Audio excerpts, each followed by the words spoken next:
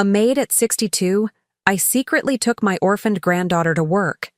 When she saw a billionaire guest, she screamed, "Look, Mommy's watch!" I saw the watch and froze in shock. I confronted him. He went pale, fell to his knees, and asked my granddaughter, "Who was your mom?" When she said the name, he broke down in tears. This changed everything. I'm glad to have you here. Follow my story until the end and comment the city you're watching from, so I can see how far my story has reached. My name is Ethel, and at 62 years old, I never thought a child's scream would change everything I believed about my life.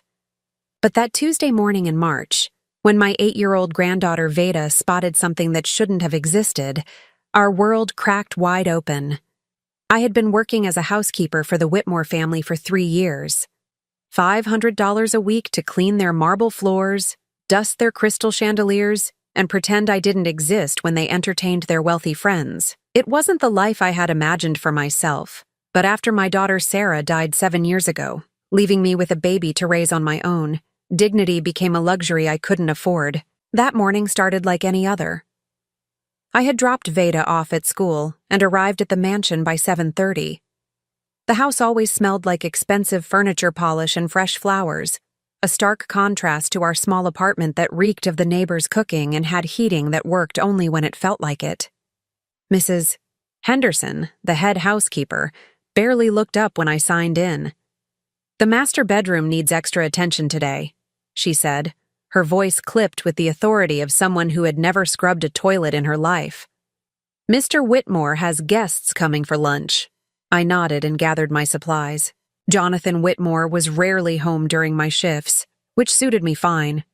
The few times I had seen him, he struck me as the type of man who looked through people like me as if we were furniture. Tall, silver-haired, with the kind of confidence that comes from never having to worry about rent money or medical bills. I was halfway through polishing the master bathroom when my phone rang. Veda's school. My heart immediately jumped to my throat the way it always did when they called. "Mrs. Morgan, Veda has a fever," the nurse explained. "You'll need to pick her up." I closed my eyes, calculating quickly. If I left now, I'd lose half a day's pay. But Veda had been fighting a cold all week, and with her asthma, I couldn't take any chances. I found Mrs. Henderson and explained the situation. "You can't just leave in the middle of your shift," she said, her face pinched with disapproval. "She's sick. She's 8 years old and has asthma." Mrs. Henderson sighed dramatically. "Fine, but this better not become a habit. Take her to the staff room until you're finished, and keep her quiet." The staff room was barely larger than a closet, tucked away behind the kitchen with no windows and furniture that belonged in a garage sale. But it was better than leaving Veda alone at home, feverish and struggling to breathe. I picked her up from school and brought her back with me, settling her on the old couch with her tattered stuffed rabbit and a book. "Stay here, sweetheart," I whispered, smoothing her damp forehead. "Grandma just needs to finish cleaning, and then we'll go home." Veda nodded sleepily. She had always been good about staying put when I brought her to work. She understood, in the way children do when they have no choice, that we needed this job, that the $500 a week paid for our $800 rent, her medications, and the groceries that kept us fed. I returned to my duties, working faster than usual. The lunch guests would arrive soon, and everything needed to be perfect. I was buffing water spots from the dining room mirrors when I heard voices in the foyer. Mr. Whitmore was greeting his guests, his voice carrying that smooth charm that probably opened doors and bank accounts with equal ease. I kept my head down and continued working. Invisible. That was the key to keeping jobs like this. Be thorough, be quiet, and never give them a reason to notice you unless absolutely necessary. But then I heard something that made my blood turn cold. A child's voice, high, clear, and unmistakably Veda's. "Grandma? Grandma? Where are you?" My heart stopped. She was supposed to stay in the staff room. I dropped the cloth and hurried toward the sound, but I was too late. By the time I reached the main hallway, Veda was already standing there in her wrinkled school clothes and mismatched socks, staring up at the group of well-dressed men with wide, fever-bright eyes. "I'm sorry," I began, rushing forward to collect her. "She's not feeling well, and But Veda wasn't moving. She was staring at something with an expression I had never seen before. Not confusion or fear, but recognition. Pure, shocking recognition. "That's Mommy's watch," she said, her voice cutting through the polite conversation like a knife. The words hit me like a physical blow. I followed her gaze and saw what she was looking at. There, on the wrist of Jonathan Whitmore himself, was a gold vintage watch with an intricate face and a leather band. A watch I had seen 1,000 times before in the photographs I kept of my daughter. The same watch Sarah had worn in every picture from her last year of life. "What did you say?" Mr. Whitmore's voice had changed, becoming sharp and careful. Veda stepped closer, completely unaware of the tension that had suddenly filled the room. "That's my mommy's watch. She wore it every day. Grandma has pictures." I felt the world tilt sideways. The watch was distinctive, antique, with tiny diamonds around the face. It wasn't something you could find in any jewelry store. There was only one explanation for how Jonathan Whitmore could be wearing it, and that explanation made my legs weak. "Veda," I managed to whisper, reaching for her hand. "Come with Grandma." But she pulled away, her eyes still fixed on the watch. "Where did you get Mommy's watch? Did you know her? Did you know my mommy?" The silence that followed was deafening. I could feel the stares of the other guests, their discomfort at witnessing this unexpected drama. But my eyes were locked on Jonathan Whitmore's face, and what I saw there confirmed my worst fears. He knew. He absolutely knew what that watch meant. His face had gone pale, and his hand instinctively moved to cover the watch. "I don't know what she's talking about," he said, but his voice was tight, strained. "That's a very unusual watch," one of his guests commented, clearly trying to lighten the mood. "Family heirloom?" "Something like that," Mr. Whitmore replied, but he wasn't looking at his friend. He was looking at Veda, and then at me, with an expression that was part guilt, part fear, and something else I couldn't quite identify. "I think there's been a misunderstanding," I said quickly, taking Veda's hand more firmly. "We should go." But Veda wasn't finished. "It has a crack right there," she said, pointing at the watch face. "From when Mommy dropped it on the bathroom floor. She cried because she said it was important. She said someone special gave it to her." Jonathan Whitmore's hand was trembling now. I could see it, even from across the room. And in that moment, I knew with absolute certainty that this man had known my daughter. More than known her. He had loved her. And then he had broken her heart. The rest of that afternoon passed in a blur of forced normalcy that felt like acting in a play where I had forgotten all my lines. I managed to get Veda back to the staff room, but my hands shook as I tried to finish my work. Every few minutes I found myself stopping whatever I was doing, staring at nothing, trying to process what had just happened. Sarah's watch, on Jonathan Whitmore's wrist, in his mansion, where I had been cleaning his floors and washing his dishes for 3 years, never knowing that this man had been part of my daughter's life. Veda fell asleep on the couch, exhausted from her fever and the strange encounter. I watched her small chest rise and fall, thinking about all the times she had asked me about her mother, about her father, about why we were alone. I had told her that some stories were too sad to share, that when she was older I would explain everything. But the truth was, I didn't know everything. Sarah had been so secretive in those last months before Veda was born. She had stopped talking about the man she was seeing, had become withdrawn and sad in ways that worried me, and then she died, taking all her secrets with her. By 5 o'clock, the lunch guests had left, and the mansion had settled into its usual afternoon quiet. Mrs. Henderson dismissed me curtly, clearly annoyed about the morning's disruption. I gathered my things and prepared to wake Veda when I heard footsteps in the hallway outside the staff room. "Mrs. Morgan?" Jonathan Whitmore's voice came through the door. "Could I speak with you for a moment?" My stomach clenched. I had hoped to leave without another confrontation, to take time to think about what I had witnessed. But apparently, he wasn't going to let that happen. I opened the door and found him standing there, still wearing that suit that probably cost more than I made in 6 months. But his earlier composure was gone. His face was drawn, and there were lines around his eyes that I hadn't noticed before. "Your granddaughter," he began, then stopped. "The watch she mentioned. Could you tell me about it?" I glanced back at Veda, still sleeping on the couch. What do you want to know? She said it belonged to her mother. You have photographs? The careful way he asked the question told me everything I needed to know. He wasn't curious. He wasn't making polite conversation. He was afraid.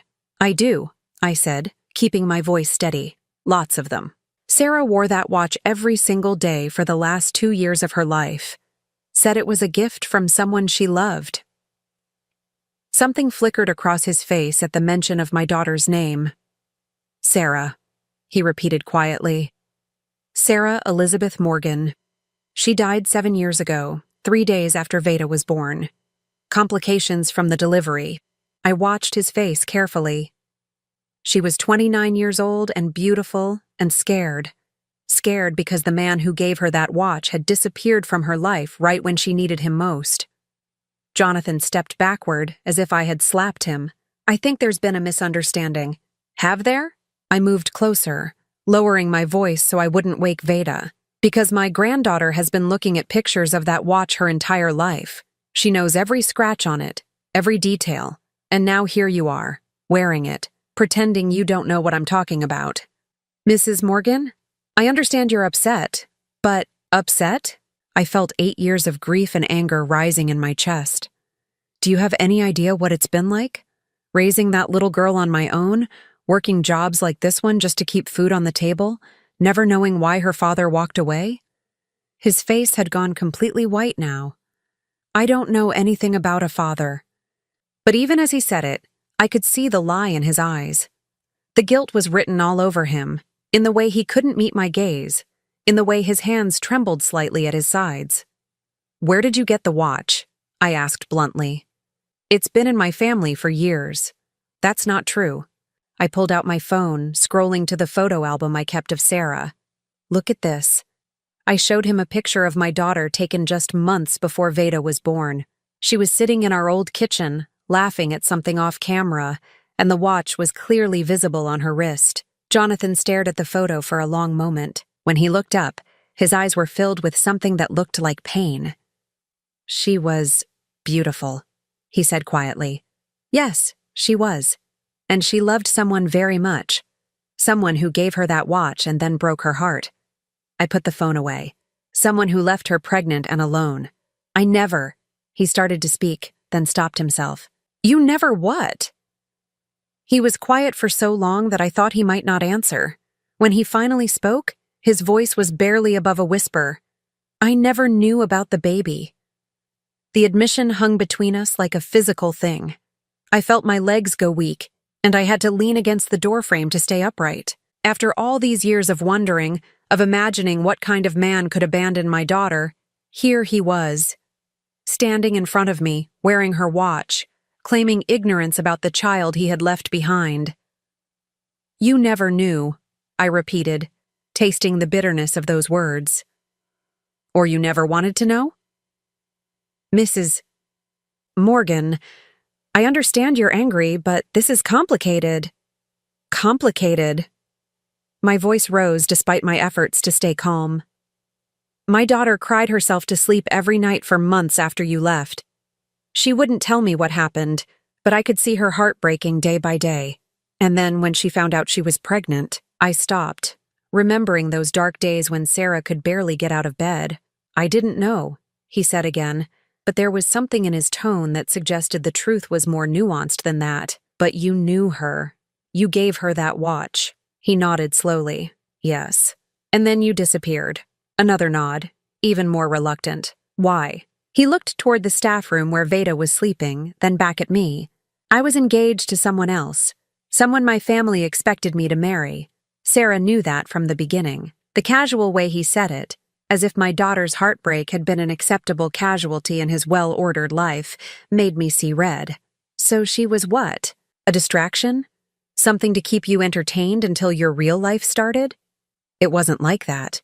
Then what was it like? Because from where I'm standing, it looks like you used my daughter and threw her away when it became inconvenient. Jonathan ran a hand through his silver hair, and for the first time he looked his age. I cared about her, more than I should have, but I had obligations, commitments that were made long before I met Sarah. And she had a baby, your baby. Where were your obligations to her? I told you I didn't know. Stop saying that, I snapped, then immediately looked toward Veda, relieved to see she was still sleeping. You may not have known she was pregnant, but you knew you were abandoning someone who loved you. You knew you were taking that watch, which clearly meant something to her, and walking away. His jaw tightened. I didn't take anything. I gave her that watch. It was mine to give. And apparently yours to reclaim. She returned it to me. The words hit me like a punch to the stomach. What? The day I told her about my engagement, she gave me back the watch and told me she never wanted to see me again. I stared at him, trying to process this new information. In all the pictures I had of Sarah from that last year, she was wearing that watch. If she had given it back to him. When did you see her last? I asked. 8 years ago, maybe 9. But that didn't make sense. Veda was 8 years old, and Sarah had been wearing the watch when she was born. I had the hospital bracelet photos to prove it. That's impossible, I said. She had that watch when Veda was born. I have pictures. Something shifted in Jonathan's expression. Are you certain it was the same watch? Absolutely certain. My granddaughter recognized every detail of it. A long silence stretched between us. I could see him thinking, calculating, trying to make sense of something that clearly didn't fit with what he believed to be true. Mr. Whitmore, I said slowly, I think there are things about my daughter's last months that neither of us understands. He nodded grimly. I think you might be right.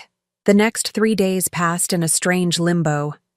I went through the motions of my normal routine, taking Veda to school, cleaning other houses in the neighborhood, making dinner from whatever was on sale at the grocery store. But my mind was stuck in that hallway, replaying every word of my conversation with Jonathan Whitmore. He had known my daughter. He had loved her, in his way. And somewhere in the timeline, I thought I understood.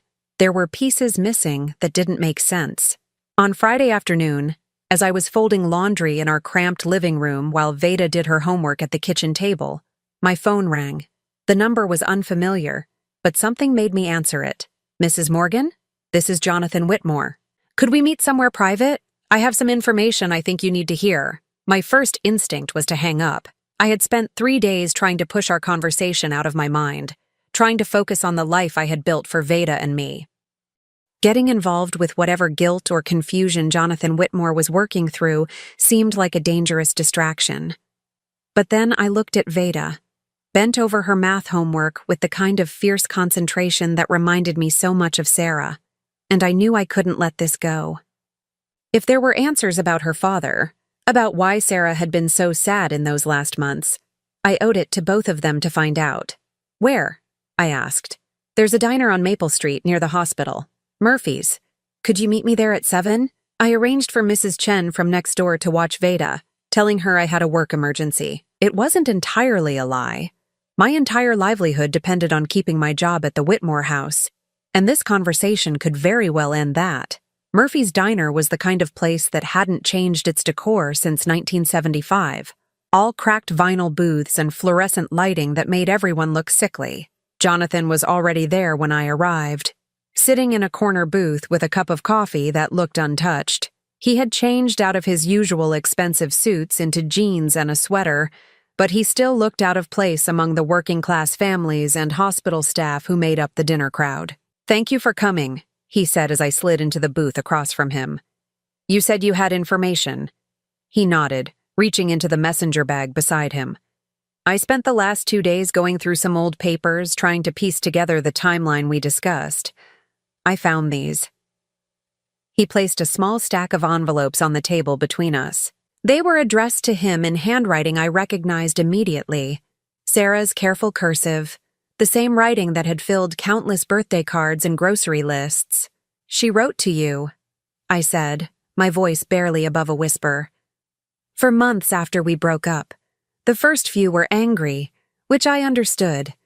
I had hurt her badly, but then they changed. He pulled one envelope from the stack.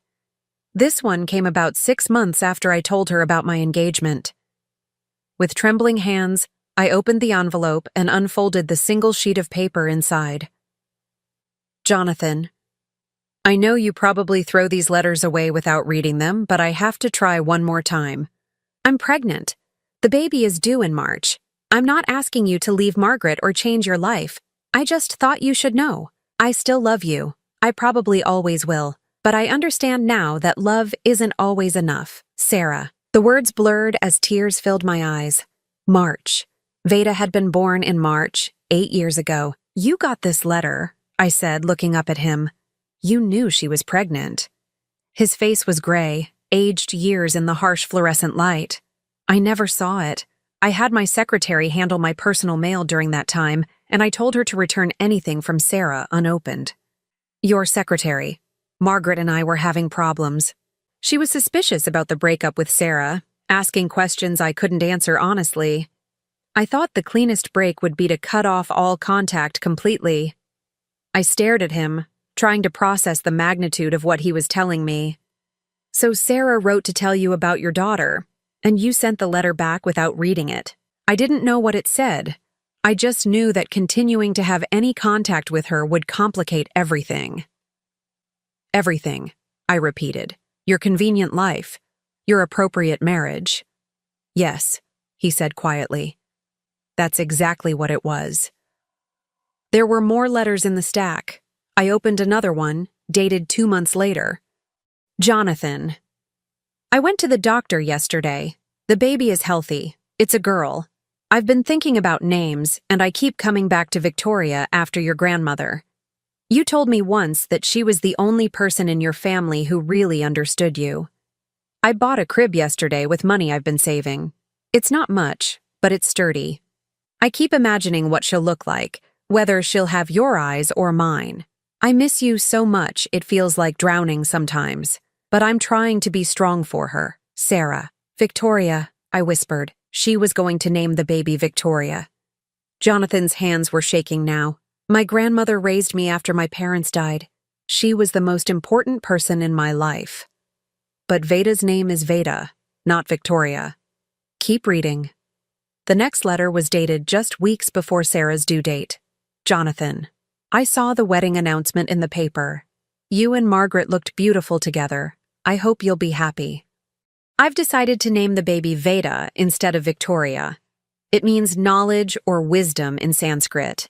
I want her to be smarter than her parents. Smart enough to know her own worth and not settle for someone who can't choose her completely.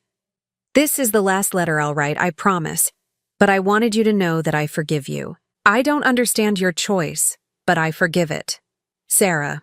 I sat back against the vinyl booth, overwhelmed by the weight of my daughter's words. All this time I had imagined that Veda's father was some cruel man who had used Sarah and thrown her away. But the truth was more complicated. He hadn't been cruel exactly. He had been weak. There's one more, Jonathan said softly. This envelope was different, heavier. When I opened it, Sarah's hospital bracelet fell out onto the table, the one she had worn when Veda was born. Jonathan, I know I said the last letter would be the last, but I lied. I'm in the hospital. There were complications, and the doctors aren't sure I'm going to make it. If something happens to me, I need you to know about your daughter. Her name is Veda Elizabeth Morgan, and she was born on March 15th at 3:47 in the morning. She weighs 6 pounds, 4 ounces, and she's perfect. I'm sending you my hospital bracelet so you'll know this isn't some kind of game or manipulation. If you want to find her, her grandmother's name is Ethel Morgan, and we live on Elm Street. I loved you, Jonathan. I loved you enough to let you go. Please love her enough to find her if I can't be here to take care of her myself. All my love, Sarah. The date on the hospital bracelet was March 15th, 8 years ago, 3 days before Sarah died. You got this letter too, I said, my voice hollow. 6 months after it was mailed. My secretary had been stockpiling them, thinking eventually I would want to see them. When she finally gave them to me, it was too late. By then, Sarah was gone. I looked at this man sitting across from me, wealthy, powerful, respected in his community, and saw him clearly for the first time. Not as a monster, but as a coward who had made choices that destroyed the woman I loved most in the world. So you knew, I said slowly. For 7.5 years, you knew you had a daughter, and you did nothing. I tried to find you. I hired investigators, but the address in the letter was wrong. You had moved. We moved because I couldn't afford the rent after Sarah died. I had to take Veda and find somewhere cheaper. I know. By the time I found the right address, you had moved again, and then again. The investigator told me it would be impossible to track you without more information. I laughed bitterly. Impossible? Do you know how many nights I lay awake wondering if Veda's father even knew she existed? Do you know how many times she asked me why her daddy didn't want her? I'm sorry. The words were so quiet I almost didn't hear them. Sorry doesn't give me back 8 years. Sorry doesn't give Veda a father when she needed one. I know. We sat in silence for a long moment. Around us, the diner continued its evening rhythm, the clink of silverware, the hum of conversation, the hiss of the grill, normal people living normal lives, unaware that my entire understanding of the past 8 years was crumbling. The watch, I said finally. Explain the watch. Jonathan reached into his bag again and pulled out a small jewelry box. Sarah didn't give it back to me when we broke up. She kept it, and according to these letters, she wore it every day until she died. Then how do you have it now? After I finally found out about the letters, I went to the hospital where she died. They had a box of her personal effects that no one had ever claimed. The watch was in there, along with some jewelry and the clothes she was wearing when she was admitted. The room seemed to tilt sideways. You went to the hospital and took her things? I told them I was family. I wanted to have something of hers, something that connected me to those months I missed. You had no right. The words came out low and dangerous. I know. Those were her things. They belonged to Veda. You're right. I stared at the jewelry box, thinking about all the nights Veda had looked through Sarah's photo albums, asking about the pretty watch her mama used to wear. All this time, it had been sitting in Jonathan Whitmore's house while we struggled to pay for groceries. I want it back, I said. Of course. He pushed the box across the table. There are other things too. A necklace, some rings. They're at the house. I opened the box and saw the watch that had started everything. It looked smaller than I remembered from the photographs, more delicate, but it was definitely the same one, down to the tiny crack Veda had mentioned. There's something else you should know, Jonathan said as I studied the watch, about why I've been looking for you all these years. I looked up, and the expression on his face made my stomach clench. I'm dying, Mrs. Morgan. Pancreatic cancer.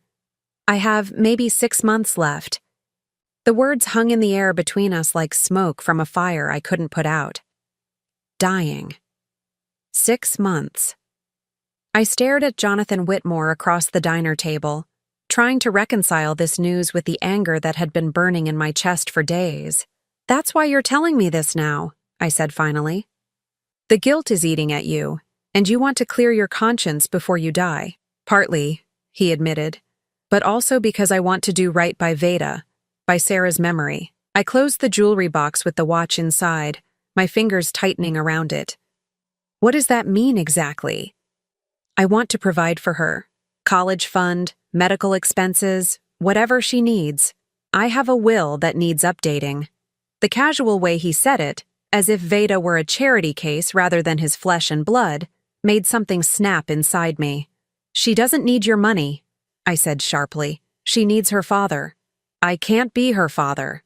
Not in the way she deserves. Why not? He ran a hand through his silver hair, a gesture I was beginning to recognize as his tell when he was uncomfortable. My life is complicated. Margaret and I never had children, but we have a certain social standing, obligations. The revelation that I have an 8-year-old daughter from an affair would destroy everything we've built. Everything you've built, I repeated slowly. And what about what Veda could build? What about her right to know where she comes from? She's better off without that burden. Burden? The word came out like a slap. Is that what you think she is? A burden? That's not what I meant. Then what did you mean? Because from where I'm sitting, it sounds like you're more concerned about your reputation than your daughter's well-being. Jonathan's jaw tightened. You don't understand the complexities. I understand perfectly. I leaned forward, lowering my voice so the other diners wouldn't hear but making sure he caught every word. You're a coward who hid behind his secretary's skirts for years, and now that you're dying, you want to throw some money at the problem so you can feel better about yourself. That's not fair. Fair? I almost laughed. You want to talk about fair? Sarah worked 2 jobs while she was pregnant because she couldn't afford prenatal care. I've been cleaning houses for 12 years to put food on the table and keep Veda in school. We've been living paycheck to paycheck while you sit in your mansion wearing her mother's watch. Don't you dare talk to me about fair. The silence that followed was thick with tension. I could see other customers glancing our way, sensing the conflict even if they couldn't hear the details. I know you're angry, Jonathan said finally. You have every right to be. But think about what's best for Veda. A financial foundation for her future versus the chaos that would come from revealing the truth. The truth isn't chaos. It's just truth. My world would eat her alive. The media attention, the speculation about Margaret and me, the whispers at school. Is that really what you want for her? I thought about Veda, asleep in her narrow bed in our tiny apartment, surrounded by secondhand furniture and dreams bigger than our circumstances. She was smart, resilient, curious about everything. But she was also 8 years old and had never had a father figure in her life. She asks about her father, I said quietly. All the time. She's made up stories about him being a soldier or a doctor or a teacher who had to go away for important work. She needs to know she wasn't abandoned because she wasn't good enough.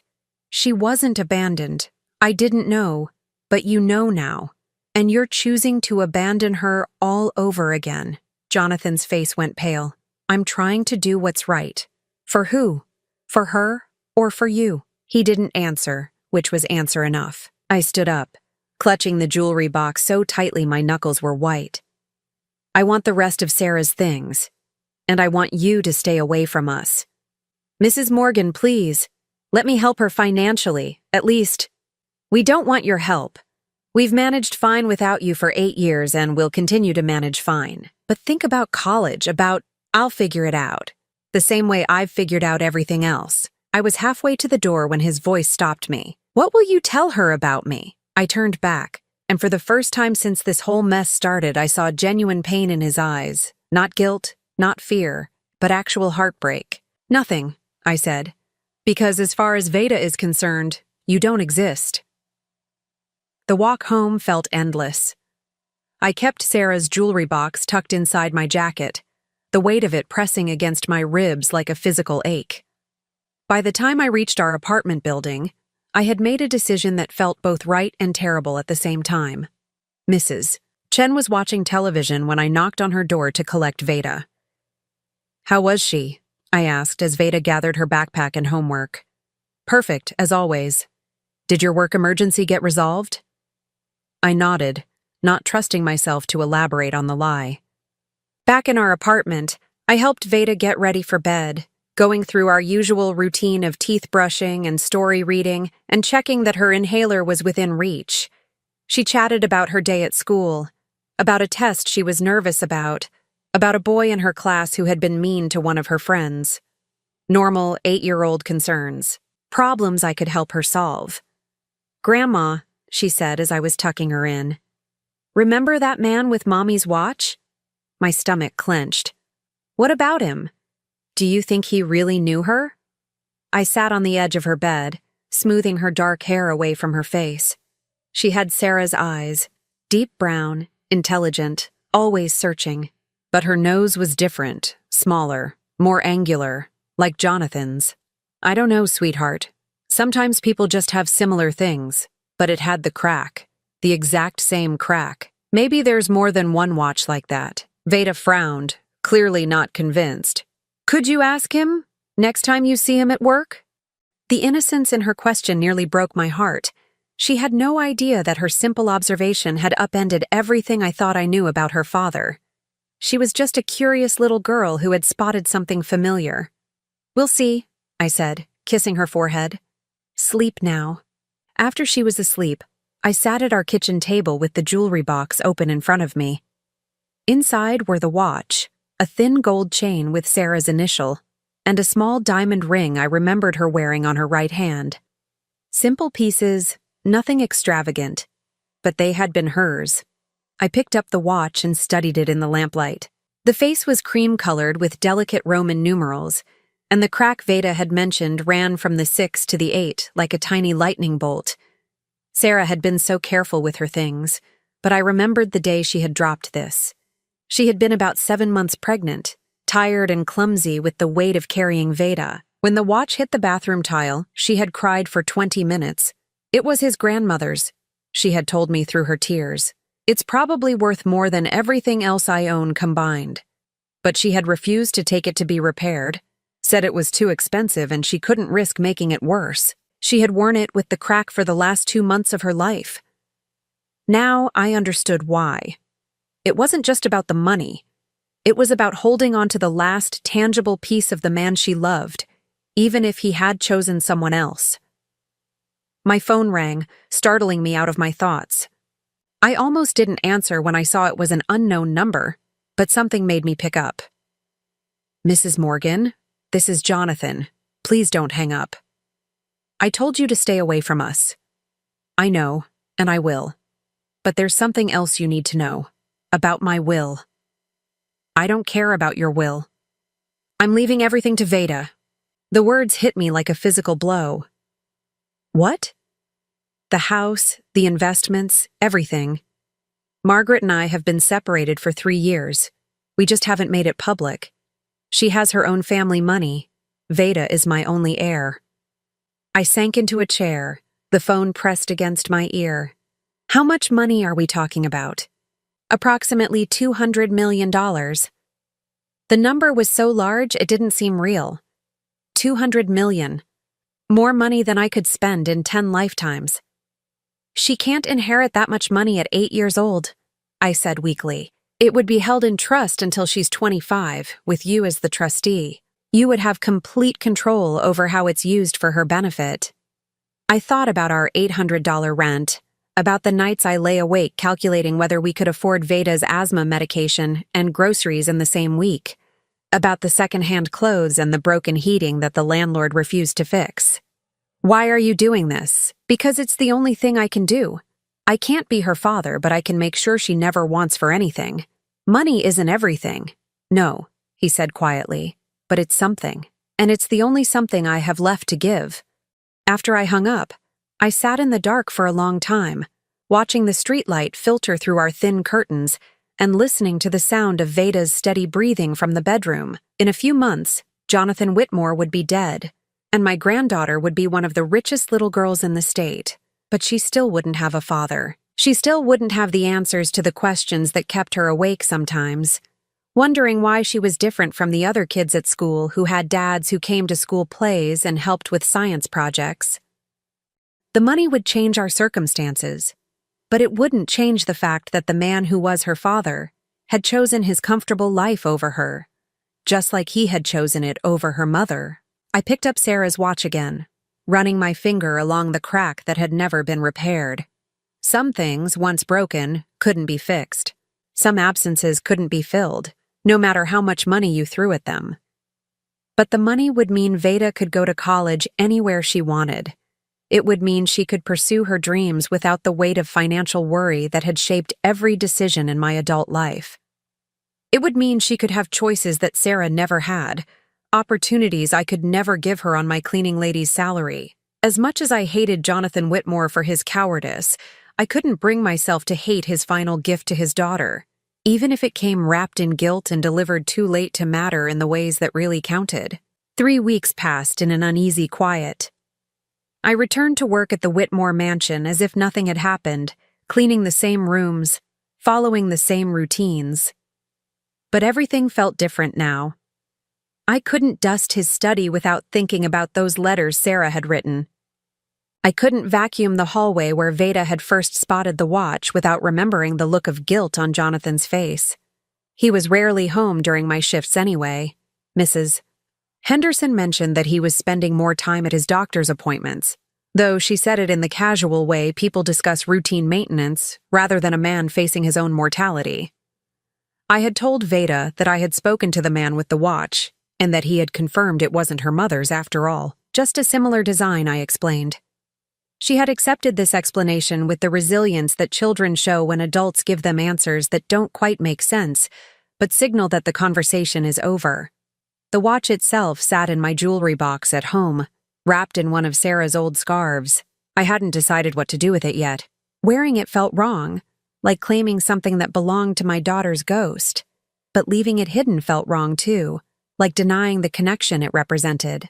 On a Thursday afternoon in early April, I was reorganizing the linen closet when Mrs. Henderson found me, her usually stern expression replaced by something that looked like concern. "Mrs. Morgan, I need to speak with you about your schedule."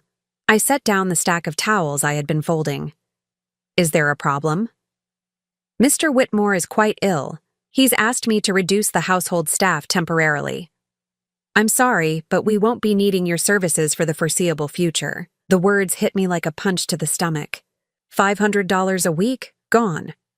Without that income, we would have to move again, find somewhere even cheaper. Veda would have to change schools, leave behind the friends she had finally made. "I see," I managed to say. "Will you need me to finish out the week?" "Today will be your last day. Mr. Whitmore asked me to give you this." She handed me an envelope with my name written on it in handwriting I didn't recognize. Inside was a check for $2,000, 4 weeks severance pay, and a short note. "Mrs. Morgan, I hope you'll understand that this decision has nothing to do with your work, which has always been excellent. I wish you and Veda all the best. J. Whitmore." I stared at the check, trying to process what had just happened. He was pushing me away, cutting off any possibility of contact before his condition worsened. It was probably for the best, I told myself. Clean break, no complications. But as I gathered my cleaning supplies and walked through the mansion one last time, I couldn't shake the feeling that this wasn't really about his illness. This was about fear.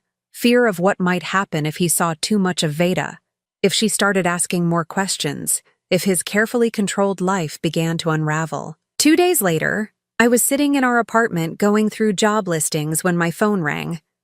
The number looked familiar, but it took me a moment to place it. "Mrs. Morgan? This is Dr. Patricia Reeves. I'm Mr. Whitmore's oncologist. He's asked me to contact you." My heart started pounding. "Is he all right?" "He's in the hospital. His condition has deteriorated more rapidly than we anticipated. He's asking to see you and your granddaughter. He says it's urgent." I closed my eyes, gripping the phone tighter. "Dr. Reeves, I don't think that's a good idea. Veda doesn't know about their connection, and I don't want to confuse her. I understand your concerns, but Mrs. Morgan, I need to be direct with you. Mr. Whitmore may not have much time left. Days, not weeks. He seems quite distressed about something involving your granddaughter, and in my experience, patients who have unfinished business often struggle more at the end." "What kind of unfinished business?" "He mentioned something about letters. Documents that need to be signed. He says you'll understand." I did understand. The will. The $200 million that would change Veda's life forever. But accepting that money would mean admitting that Jonathan was her father, and I still wasn't sure I was ready to open that door.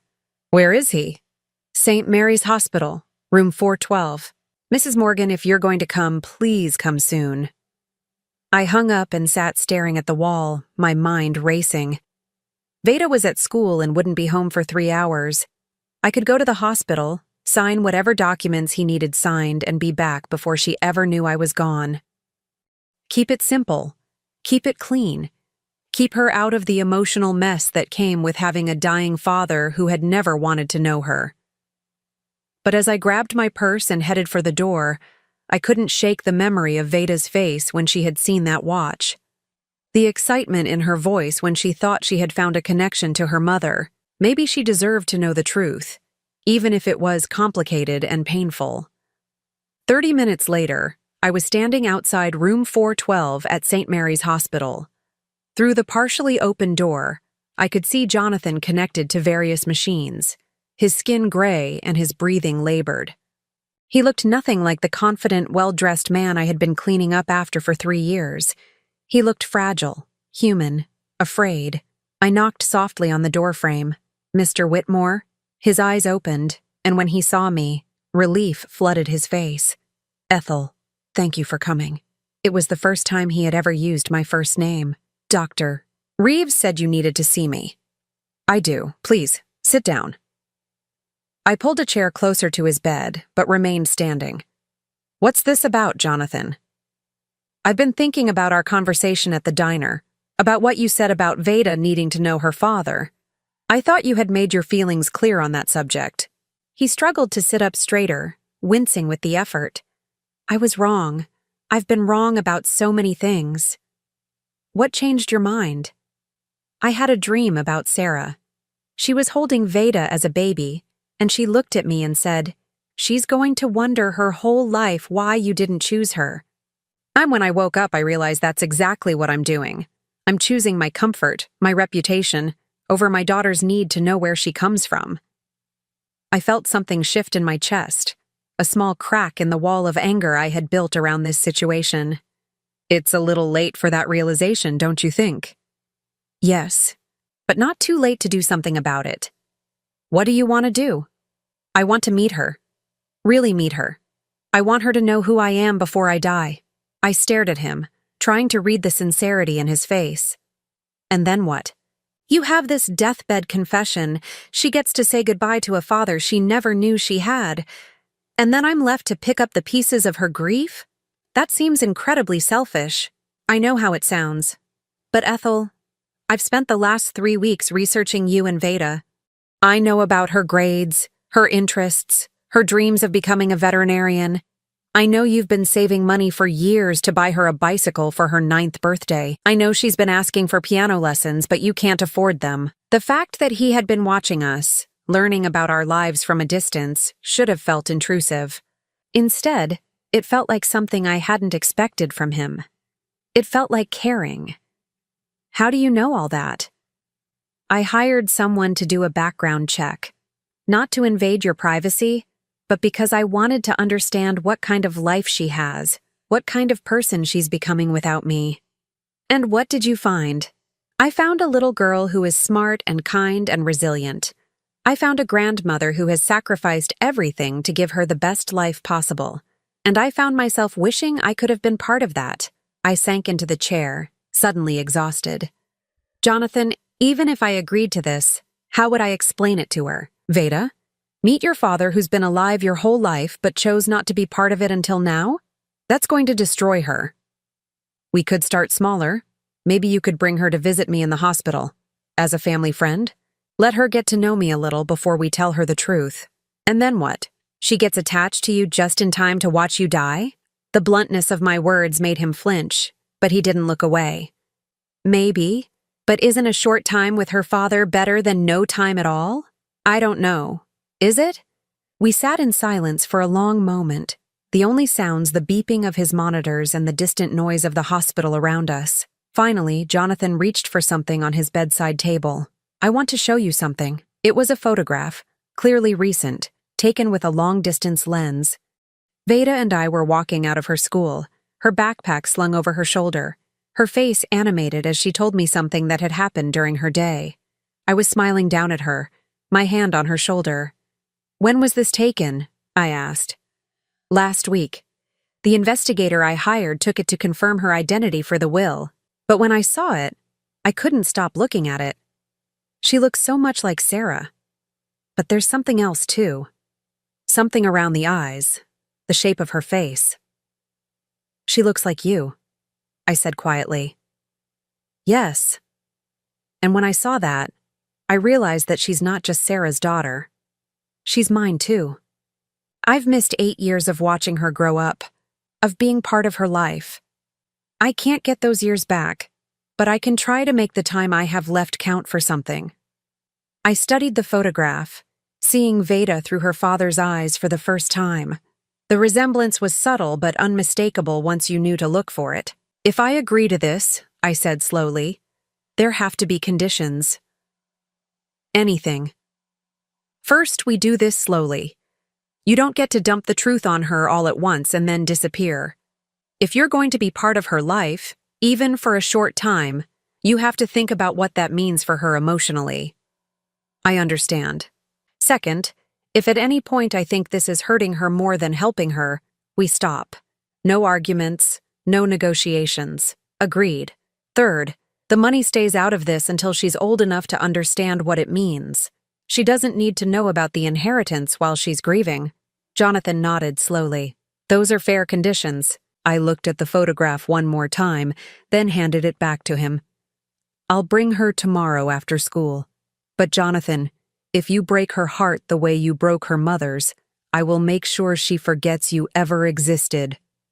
For the first time since I had arrived, he smiled. It was a weak smile, shadowed by pain and medication, but it was genuine. Thank you, Ethel, for giving me this chance. As I left the hospital, I realized that I had just agreed to something that would change everything for Veda and me. In trying to protect her from the truth about her father, I had kept her from the possibility of knowing him at all. Now I was about to give her both the gift and the burden of that knowledge. I just hoped I was making the right choice. Grandma, why are we visiting someone in the hospital? Veda asked as we walked through the automatic doors of St. Mary's. She was wearing her best dress, the navy blue one with tiny flowers that I had found at a thrift store 6 months ago, and clutching a drawing she had made during art class that afternoon. Mr. Whitmore is very sick, I explained, my heart pounding with each step toward the elevator. He's someone Grandma used to work for, and he doesn't have any family to visit him.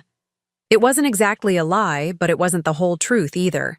I had spent most of the previous night lying awake, practicing different ways to explain this situation to an 8-year-old who had no idea her world was about to change forever. Is he the man with Mommy's watch? She asked as we stepped into the elevator.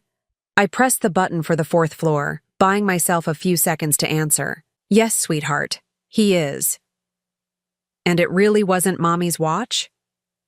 It's complicated, I said, which had become my standard response when she asked questions I wasn't ready to answer completely. Room 412 felt different this time. Jonathan had clearly prepared for our visit. His hair was combed. He was wearing a clean hospital gown instead of the rumpled one from yesterday, and there was a small vase of flowers on his bedside table. When we walked in, his eyes immediately went to Veda, and I watched his face transform. It was like seeing Sarah for the first time all over again. The same wonder, the same instant love, the same recognition of something precious and irreplaceable.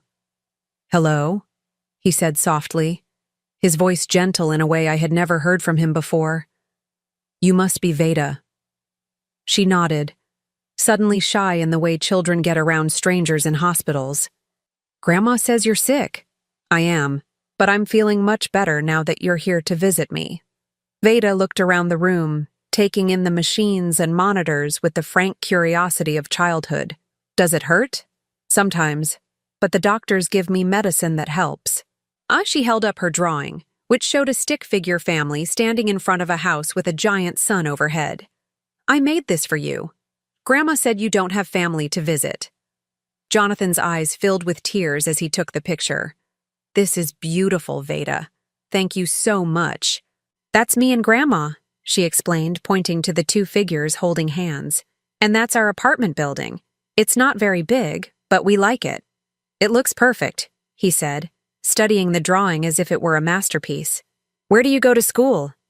Roosevelt Elementary. I'm in 3rd grade. My teacher's name is Mrs. Patterson, and she says I'm very good at math. That's wonderful. Math was always my favorite subject, too. I watched this conversation unfold, amazed at how easily they fell into talking with each other. Jonathan asked about her friends, her favorite books, her dreams for the future. Veda told him about wanting to be a veterinarian, about the stray cat she fed behind our apartment building, about how she was saving her allowance money to buy it food and toys. After 30 minutes, I could see that Jonathan was getting tired, though he was clearly fighting to stay engaged with Veda's chatter. Sweetheart, I said gently, maybe we should let Mr. Whitmore rest now. But I want to ask him about the watch, she said, turning back to Jonathan with that direct way children have of cutting straight to the heart of things. Jonathan looked at me and I nodded slightly. We had agreed that he could tell her about knowing her mother, just not the full extent of their relationship. The watch belonged to someone very special to me, he said carefully. A woman named Sarah. She was beautiful and kind, just like you. Veda's eyes widened. That was my mommy's name, Sarah Elizabeth Morgan. I know. Your mother and I were friends a long time ago. Did you love her? The question was so simple, so direct, that it took my breath away. Jonathan was quiet for a long moment, and when he spoke, his voice was thick with emotion. Yes, Veda. I loved her very much. Then why didn't you marry her? I started to interrupt, to redirect the conversation away from territory that was too complicated for an 8-year-old to navigate. But Jonathan held up a hand, asking me to let him answer. Sometimes grown-ups make mistakes, he said. Sometimes they think they know what's best, but they're wrong. I made a very big mistake with your mother, and I've regretted it every day since. Veda considered this with the seriousness that children bring to adult problems they don't fully understand. Grandma says Mommy went to heaven when I was born. She did. And I bet she's watching over you right now, very proud of the amazing little girl you've become. Do you think she's mad at you for your mistake? Jonathan's composure finally cracked. Tears slid down his cheeks as he looked at this child, his child, who was asking the questions that had tormented him for years. I hope she's forgiven me, he whispered. Veda studied his face with that intense way children have of trying to understand the emotional landscape of adults. Then, without warning, she climbed up onto his hospital bed and hugged him. I forgive you, she said simply. If Mommy loved you, then you must be good. Jonathan's arms closed around her, and he held her as if she were the most precious thing in the world. Which, I realized, she was. She was his daughter, and this was the first time he had ever held her. I turned away, giving them their moment, and found myself crying for the first time since this whole complicated mess began. Not tears of anger or grief, but something else. Something that felt like healing. Over the next 2 weeks, we visited Jonathan every day after school. Veda brought him her homework to show him, read him stories from her favorite books, and peppered him with questions about everything from his childhood to his opinion on whether dogs were better than cats. Slowly, carefully, we began to tell her more of the truth. That Jonathan had loved her mother very much, but had been too scared to stay with her. That he had made choices he regretted, but that those choices didn't mean he hadn't cared. That sometimes love isn't enough to overcome fear and circumstances. It was during one of these visits that Veda, with the innocent wisdom of childhood, asked the question that changed everything. If you're my mommy's friend, and you loved her, does that make you like my daddy? The room went completely silent. Jonathan looked at me, asking permission with his eyes to tell her the truth. I thought about all the years I had protected her from this knowledge, all the nights she had cried because she didn't have a father like other kids, all the questions I had deflected because I thought the truth would hurt her more than ignorance. Yes, sweetheart, I said softly. That's exactly what it makes him. Veda looked from me to Jonathan and back again, processing this information with the adaptability that children possess. So you're my daddy, she said to Jonathan, testing the words. If you want me to be. She considered this seriously. I always wanted a daddy. But I thought daddies were supposed to live with their kids and help with homework and come to school plays. You're right, Jonathan said. That's what daddies are supposed to do. I can't live with you or help with your homework every day, but I can love you with all my heart for whatever time I have left. Are you going to die soon? The directness of the question stunned us both, but Jonathan answered honestly. Yes, Veda, probably in a few weeks. She thought about this, then nodded as if it made perfect sense. Then we better make sure you know all the important stuff about me before then. And that's exactly what they did. For the remaining weeks of Jonathan's life, Veda made sure he understood who she was. She brought photo albums from home, showed him her report cards, taught him her favorite songs. She made him promise to watch over her from heaven, the same way her mother did. In return, Jonathan told her stories about her mother that I had never known. How Sarah laughed so hard at movies that she snorted. How she always ordered the same thing at restaurants because she was afraid to try something new and not like it. How she had the softest heart for stray animals and homeless people and anyone who needed help. "She sounds like you," he told Veda one afternoon as she was coloring at his bedside table. "Kind and brave and smart. Grandma says I have her eyes but someone else's nose. You have my nose," he said quietly. Veda touched her nose thoughtfully. "It's a good nose." "I think so too." When Jonathan died 3 weeks later, it was peaceful. Veda and I were there, along with Dr. Reeves and a nurse who had become fond of our daily visits. Veda held his hand and told him she loved him and that she would take care of Grandma for him. The funeral was small, attended mostly by his business associates, who seemed surprised to discover that he had a daughter. Margaret, his estranged wife, came and spoke briefly with me afterward.